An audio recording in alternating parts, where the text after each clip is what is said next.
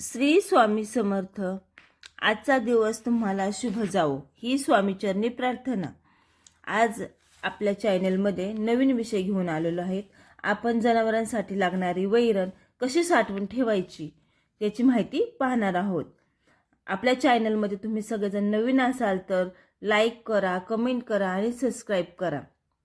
चला तर वैरणीची साठवणूक कशी करायची. संपूर्ण वर्षभर उन्हाळ्यामध्ये हिरवा चारा मिळणं कठीण असतं, तर पावसाळ्यामध्ये आपल्याला गरजेपेक्षा अधिक प्रमाणात हिरवा चारा उपलब्ध होतो.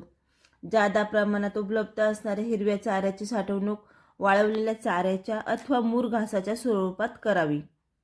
या साठवणीमध्ये हिरव्या चाऱ्यामधील पौष्टिकतेचे गुणधर्म टिकून ठेवता येत असल्यामुळे तुटीच्या काळासाठी हा एक मौल्यवान पर्याय होऊ शकतो. आता आपण मूर घास कसा ठेवायचा किंवा त्याची साठवणूक कशी करायची आणि कसा बनवायचा याची माहिती आपण पाहणार आहोत.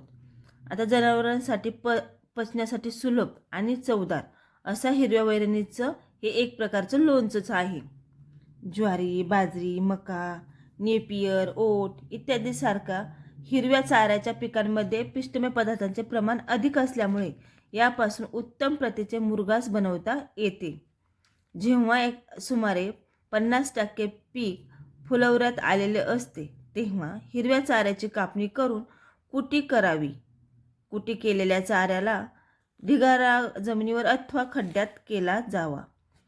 मात्र अशी जागा खोलगट अथवा उताराची असू नये. चाऱ्याच्या प्रमाणात खड्ड्याचा आकार अवलंबून असतो.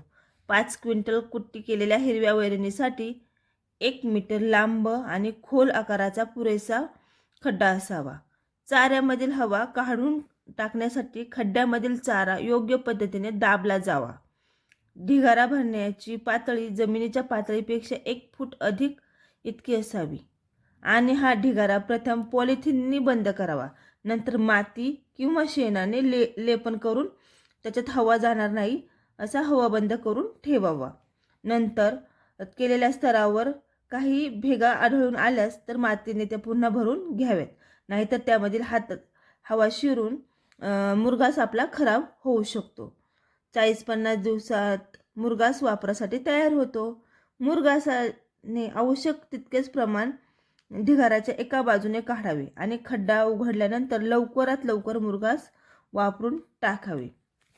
आता आपण सुकलेला चारा पाहू. लसूण, घास, ओट, ज्वारी अशा सारख्या चाऱ्यांच्या पिकापासून उत्तम प्रकारचा सुका चारा बनवता येतो. पिकांमध्ये अन्नद्रव्यांचे प्रमाण उच्चतम असताना म्हणजेच फुलवऱ्यात असताना पिकाची कापणी करावी.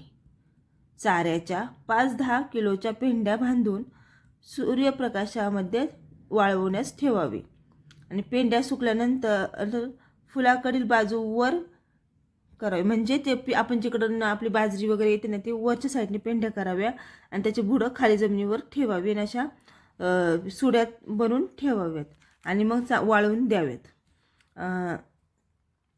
आणि ताराच्या जाळीने आकाराने देखील पेंड्या सुकवण्याची ठेवता येतात. चांगल्या प्रकारे सुकवलेल्या पेंड्याची साठवणूक कोरड्या जागी जाऊन साठवणूक ठेवलेल्या चाऱ्याची कुट्टी देखील करता येते.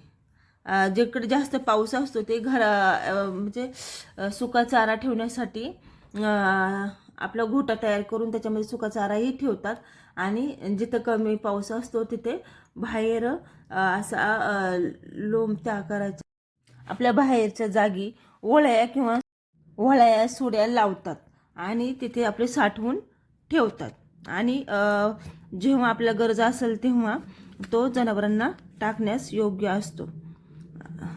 आपल्या चॅनलमध्ये नवीन असाल तर लाईक करा, सबस्क्राईब करा आणि आपल्या चॅनलला सबस्क्राईब करायला विसरू नका. धन्यवाद.